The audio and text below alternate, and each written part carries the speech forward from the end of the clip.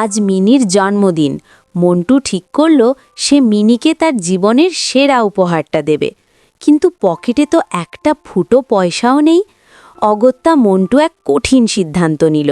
সে তার কলিজার টুকরো সেই ভাঙা লাল সাইকেলটা পুরনো লোহা লক্করের দোকানে বিক্রি করে দিল।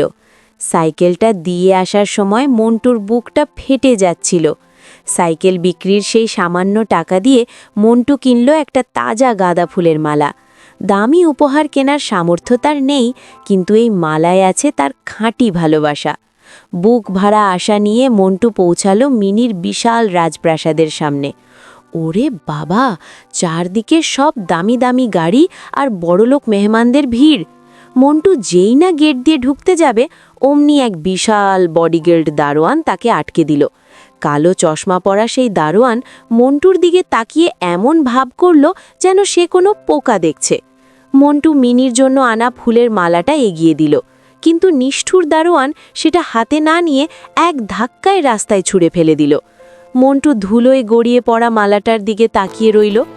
গরিবের ভালোবাসার কি কোনো দাম নেই? গেটের ওপাশ থেকে ভেসে আসছে পার্টির মিউজিক, আর এপাশে মন্টুর স্বপ্নগুলো ধুলোয় মিশে যাচ্ছে।